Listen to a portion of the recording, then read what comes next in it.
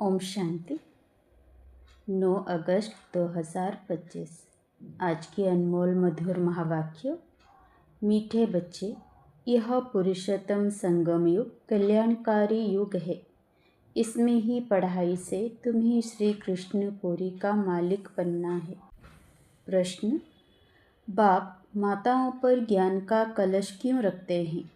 कौन सी एक रिवाज भारत में ही चलती है? उत्तर: पवित्रता की राखी बांध सबको पति से पावन बनाने के लिए बाप माताओं पर ज्ञान का कलश रखते हैं। रक्षाबंधन का भी भारत में ही रिवाज है। बहन भाई को राखी बांधती है। यह पवित्रता की निशानी है। बाप कहते हैं, बच्चे तुम मामे कम याद करो तो पावन दुनिया के मालिक बन जाएंगे। गीत भोलेनाथ से निराला। ओम शांति। यह है भोलेनाथ की महिमा, जिसके लिए कहते हैं देने वाला है। तुम बच्चे जानते हो श्री लक्ष्मी नारायण को यह राज्य भाग्य किसने दिया? जरूर भगवान ने दिया होगा, क्योंकि स्वर्ग की स्थापना तो वही करते हैं। स्वर्ग की बादशाही भोलेनाथ ने जैसे लक्ष्मी नारायण को दी, वैसे ही श्री कृष्ण को दी। राधे कृष्ण अथवा लक्ष्मी नारायण की बात तो एक ही है, परंतु राजधानी है नहीं। उन्हों को सिवाय परमपिता परमात्मा के कोई राज्य दे नहीं सकते। उन्हों का जन्म स्वर्ग में ही कहेंगे, यह तुम बच्चे ही जानते हो। तुम बच्चे ही जन्माष्टमी पर समझाएंगे। श्री कृष्ण की जन्माष्टमी है तो राधे की भी होनी चाहिए, क्योंकि दोनों स्वर्ग के वासी थे। राधे कृष्ण ही स्वयंवर के बाद लक्ष्मी नारायण बनते हैं। मुख्य बात की उन्हों को यह राज्य किसने दिया? यह राज्य कब और किसने सिखाया? स्वर्ग में तो नहीं सिखाया होगा। सतयुग में तो वह है ही उत्तम पुरुष। कलयुग के बाद होता है सतयुग, तो ज़रूर कलयुग अंत में राजयोग सीखे होंगे, जो फिर नए जन्म में राजाई प्राप्त की। पुरानी दुनिया से नई पावन दुनिया बनती है। जरूर पतित पावन ही आया होगा। अब संगम युग पर कौन सा धर्म होता है, यह किसी को पता नहीं। पुरानी दुनिया और नई दुनिया का यह है पुरुषोत्तम संगम युग, जो गाया हुआ है। यह लक्ष्मी नारायण है, नई दुनिया के मालिक। इन्हों की आत्मा को आगे जन्म में परमपिता परमात्मा ने राजयोग सिखाया, जिस पुरुषार्थ की प्रारब्ध फिर से नए जन्म में मिलती है। इनका नाम ही है कल्याणकारी पुरुषोत्तम संगम युग। जरूर बहुत जन्मों के अंत के जन्म में ही इन्हों को कोई ने राजयोग सिखाया होगा। कलयुग में ही अनेक धर्म, सतयुग में था एक देवी देवता धर्म। संगम पर कौन सा धर्म है जिससे यह पुरुषार्थ कर राजयोग सीखे और सतयुग में प्रारब्ध भोगी? समझा जाता है संगम युग पर ब्रह्मा द्वारा ब्राह्मण ही पैदा हुए। चित्र में भी है ब्रह्मा द्वारा स्थापना कृष्णपुरी की। विष्णु अथवा नारायणपुरी कहो, बात तो एक ही है। अभी तुम जानते हो हम कृष्णपुरी के मालिक बनते हैं, इस पढ़ाई से और पावन बनने से। श्री भगवान वाच है ना, श्री कृष्ण की आत्मा ही बहुत जन्मों के अंत के जन्म में फिर यह बनती है। 84 जन्म लेते हैं ना, यह है 84वां जन्म।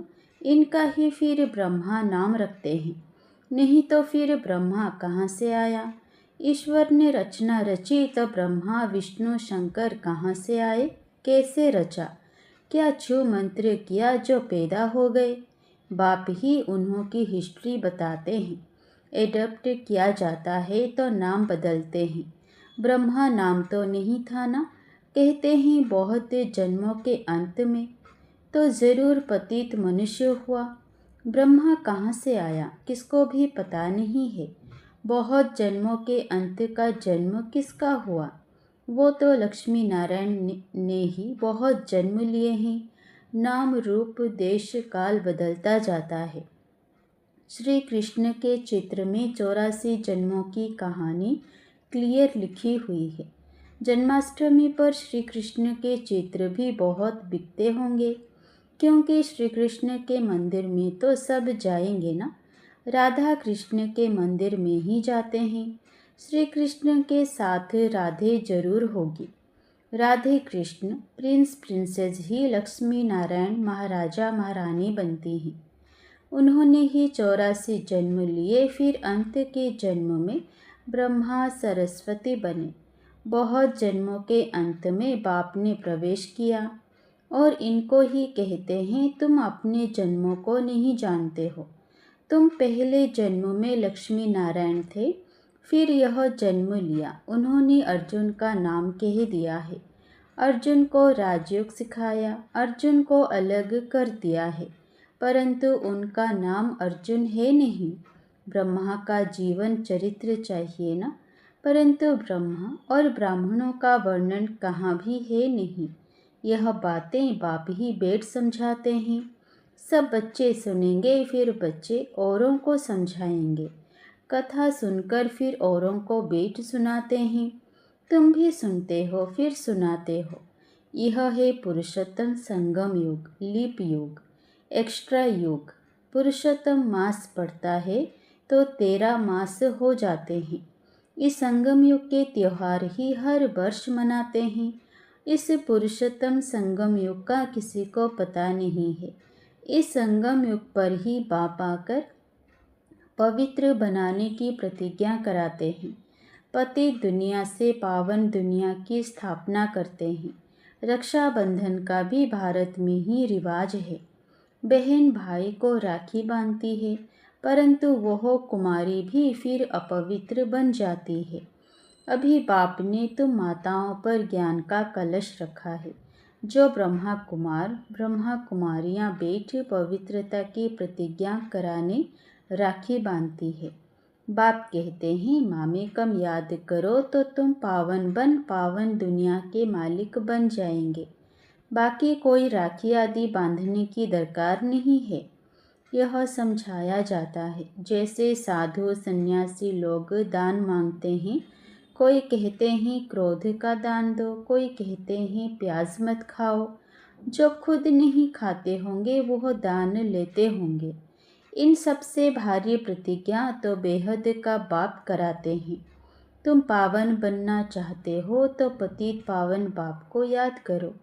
द्वापर से लेकर तुम पतित बनते आए हो, अब सारी दुनिया पावन चाहिए।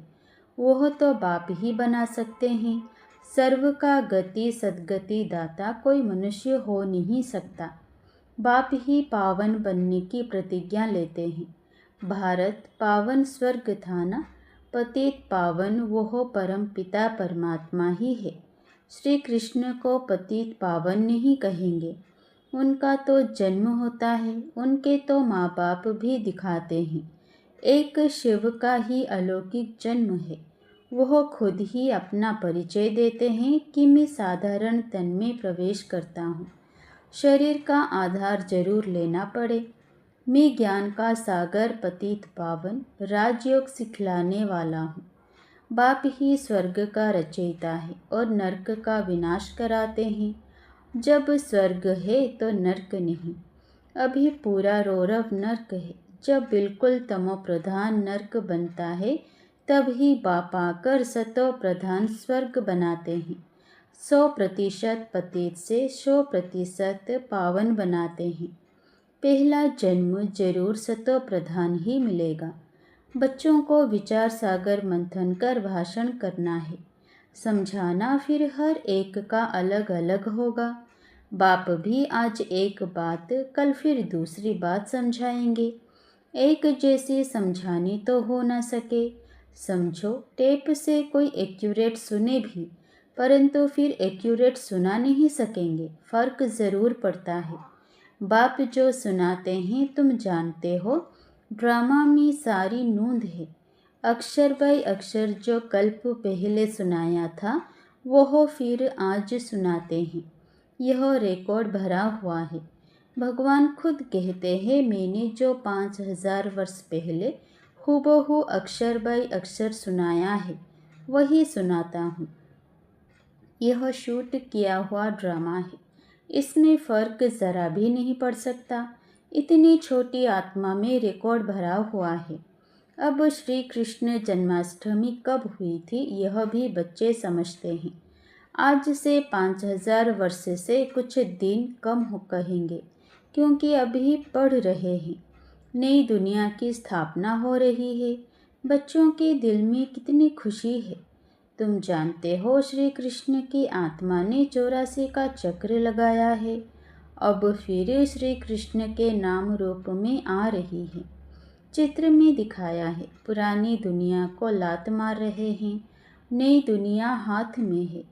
अभी पढ़ रहे हैं, इसीलिए कहा जाता है श्री कृष्ण आ रहे हैं। जरूर बाप बहुत जन्मों के अंत में ही पढ़ाएंगे। यह पढ़ाई पूरी होगी तो श्री कृष्ण जन्म लेंगे। बाकी थोड़ा टाइम है पढ़ाई का।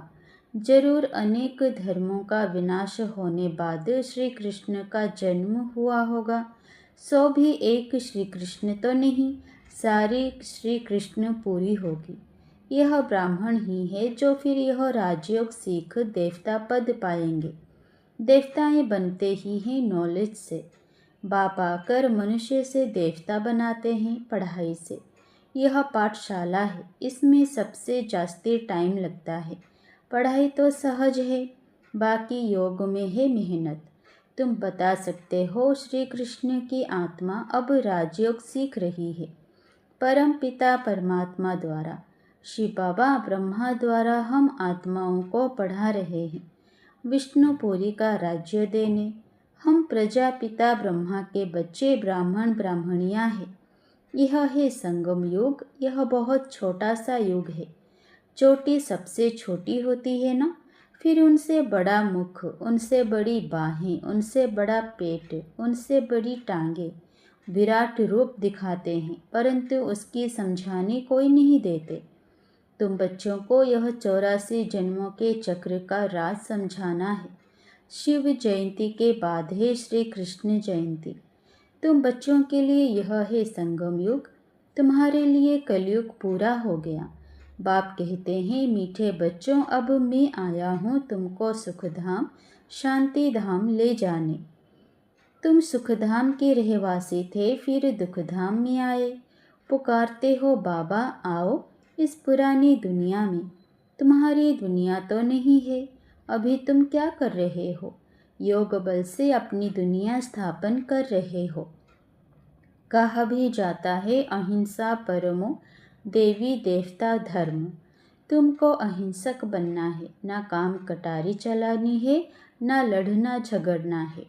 बाप कहते हैं मैं हर 5000 वर्ष बाद आता हूँ, लाखों वर्ष की बात ही नहीं। बाप कहते हैं यज्ञ तप दान पुण्य आदि करते तुम नीचे गिरते आए हो। ज्ञान से ही सद्गति होती है। मनुष्य तो कुंभकर्ण की नींद में सोए हुए हैं, जो जगते ही नहीं। इसलिए बाप कहते हैं मैं कल्प कल्प आता हूँ। मेरा भी ड्रामा में पार्ट है। पार्ट बिगर मैं भी कुछ नहीं कर सकता हूँ। मैं भी ड्रामा के बंधन में हूँ। पूरे टाइम पर आता हूँ। ड्रामा के प्लान अनुसार मैं तुम बच्चों को वापस ले जाता हूँ। अब कहता हूँ मनमना भव, परंतु इनका भी अर्थ कोई नहीं जानते हैं। बाप कहते हैं देह के सर्व संबंध छोड़ मामिकम याद करो तो तुम पावन बन जाएंगे। बच्चे मेहनत करते रहते हैं बाप को याद करने की। यह है ईश्वरीय विश्वविद्यालय। सारे विश्व को सद्गति देने वाला दूसरा कोई ईश्वरीय विश्वविद्यालय हो ना सके। ईश्वर बाप खुद आकर सारे विश्व को चेंज कर देते हैं। हेल से हेवन बनाते हैं, जिस पर फिर तुम राज्य करते हो। शिव को बबुलनाथ भी कहते हैं, क्योंकि वह आकर तुमको काम कटारी से छुड़ाए पावन बनाते हैं। भक्ति मार्ग में तो बहुत शो है। यहाँ तो शांत में याद करना है। वह अनेक प्रकार के हठयोग आदि करते हैं। उनका तो निवृत्ति मार्ग ही अलग है। वह ब्रह्म को मानते हैं। ब्रह्म योगी तत्व योगी हैं।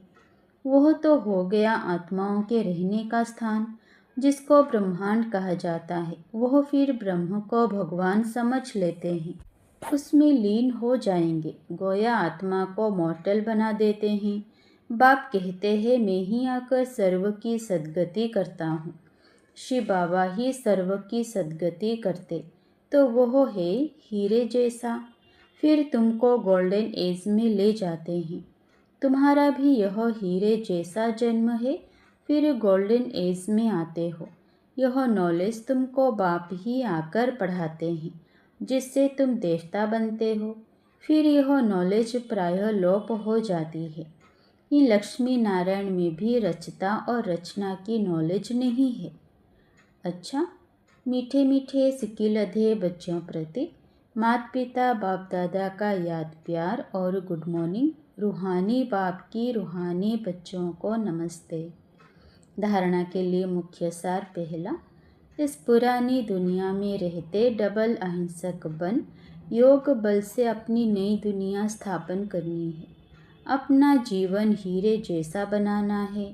दूसरा, बाप जो सुनाते हैं उस पर विचार सागर मंथन कर दूसरों को सुनाना है। सदा नशा रहे कि यह पढ़ाई पूरी होगी तो हम कृष्णपुरी में जाएंगे। वरदान, अपवित्रता के नाम निशान को भी समाप्त कर हिज होलीनेस का टाइटल प्राप्त करने वाले होली हंस भवो। जैसे हंस कभी भी कंकड़ नहीं चुकते, रत्न धारण करते हैं, ऐसे होली हंस किसी के अवगुण अर्थात कंकड़ को धारण नहीं करते। वे व्यर्थ और समर्थ को अलग कर व्यर्थ को छोड़ देते हैं, समर्थ को अपना लेते हैं। ऐसे होली हंस की पवित्र शुद्ध आत्माएं हैं। उनका आहार व्यवहार सब शुद्ध होता है। जब अशुद्धि अर्थात अपवित्रता का नाम निशान भी समाप्त हो जाए तब भविष्य में ही होलीनेस का टाइटल प्राप्त हो। इसीलिए कभी गलती से भी किसी के अवगुण धारण नहीं करना। स्लोगन, सर्वंश त्यागी वो है जो पुराने स्वभाव संस्कार के वंश का भी त्याग करता है। अव्यक्त इशारे, सहज योगी बनना है तो परमात्मा प्यार के अनुभवी बनो। कोई भी कार्य करते बाप की याद में लवलीन रहो। किसी भी बात के विस्तार में ना जाकर विस्तार को बिंदी लगाए बिंदी में समा दो।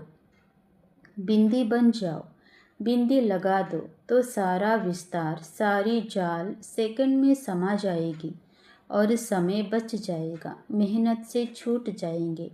बिंदी बन बिंदी में लवलीन हो जाएंगे। अच्छा, ओम शांति।